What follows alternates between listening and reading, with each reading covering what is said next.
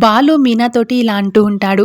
మౌనిక నేనెవరో తెలీదంది మీనా. మౌనిక అలా ఎందుకు చేస్తుందో నాకస్సలు అర్థం కావట్లేదు. ఇంట్లో జరిగిన గొడవలను తన మనసులో పెట్టుకుందనుకుంటా. అందుకే నేనెవరో తెలియదు అంది. నా చెల్లి నాకు దూరం అయిపోతుందేమో అనిపిస్తుంది మీనా అని బాలు బాధపడుతూ ఉంటాడు. మీరు ఏం బాధపడకండి. ఇంట్లో అందరికంటే మౌనికకి మీరంటేనే ఎక్కువిష్టం అని మీనా నచ్చచెప్తుంది. అంత ఇష్టం ఉంటే నేనెవరో తెలీదని ఎందుకు చెప్పింది అని బాలు అడిగేసరికి ఆ మాట చెప్పడానికి తనెంత బాధపడిందో మీరు చూడలేదు కదా అని అంటుంది. అంటే నాకేం అర్థం కావట్లేదు నువ్వు మాట్లాడేది అని బాలు అడిగేసరికి తను వేరే వాళ్ళ ఫంక్షన్లో ఉంది. తన పక్కన సంజు ఉండి ఉండొచ్చు, లేదంటే దూరం నుంచి గమనించి ఉండొచ్చు. అందుకే మీతో మాట్లాడడానికి కాస్త ఇబ్బంది పడి ఉండొచ్చు. అంతేకాని మీరంటే ఇష్టం లేక కాదు అని మీనా మౌనిక పరిస్థితిని అర్థం చేసుకుని చెబుతుంది. దానికి బాలు నేను కూడా అలానే అనుకున్నాను మీనా, కానీ తర్వాతైనా ఫోన్ చేయాలి కదా, చేయలేదు. పోనీ నేను ఫోన్ చేసినా తీయాలి కదా, తీయలేదు అని బాలు బాధపడతాడు. దానికి మీనా తర్వాత చేస్తుందిలేండి అని ధైర్యం చెప్తుంది. మీకు ఒక విషయం చెప్పనా, మొన్న మావయ్య ఫోన్ చేసినప్పుడు మౌనిక నేను బాగానే ఉన్నానని మాట్లాడింది. నేను కూడా విన్నానండి.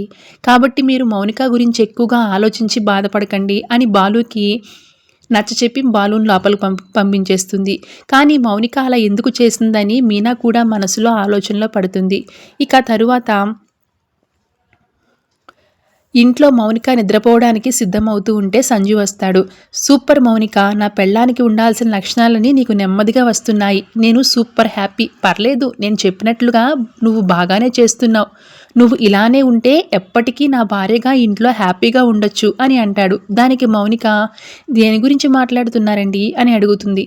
అదే ఫంక్షన్లో మీ అన్నయ్య వచ్చి నీతో మాట్లాడడానికి చూసినా నువ్వు పట్టించుకోలేదు కదా, నేను చూశాను. నాకు చాలా హ్యాపీగా అనిపించింది.